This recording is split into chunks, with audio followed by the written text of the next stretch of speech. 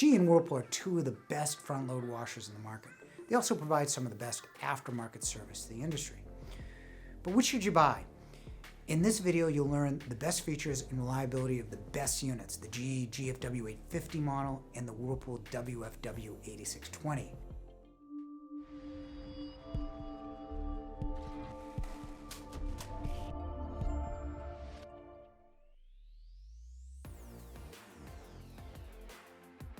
First, let's look at what GE and Whirlpool have in common.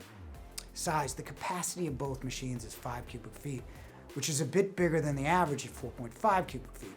5 cubic is almost twice the usable capacity of your parents' old top loads, so you'll fit a lot in both machines. Cycles: tons of them. For every fabric, Whirlpool is a bit easier to choose with push buttons and how it is described and what you're washing and how.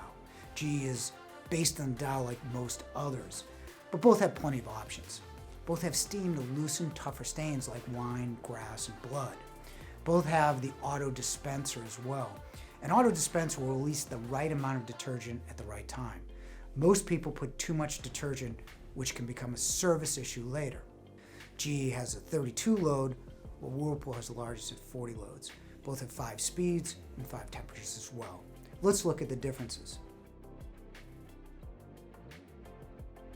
Mold is a byproduct of standing water. Whirlpool has their A-Fresh cycle.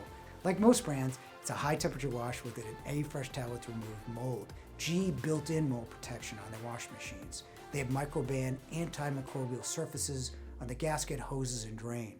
Odor Block is a fan built in automatically to dry the gasket after the wash. Wi-Fi on laundry actually makes sense. You can see the time remaining and get text when the cycle is done.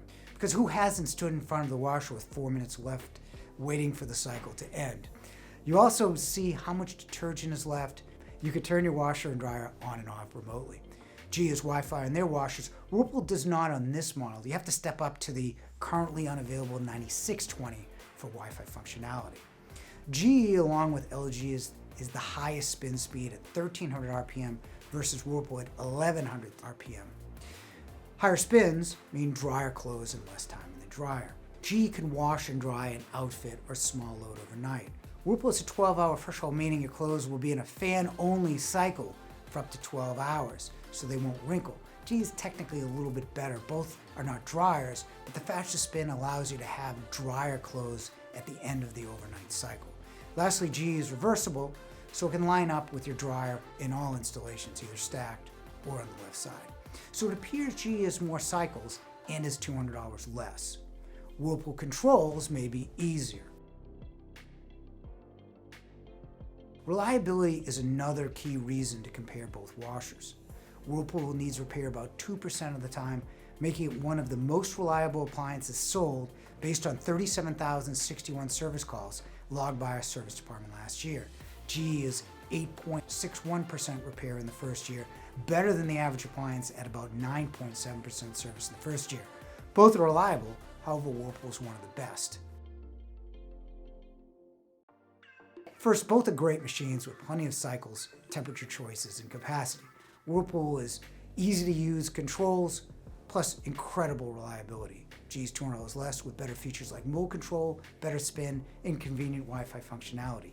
Deciding GE and Whirlpool depends on what you value and what is available. Click the link in the description below to download our free washer buying guide. And to learn more about popular units with in-depth comparisons of all the most popular brands, answers to frequently asked questions, and buying strategies to save you money. Thanks for watching.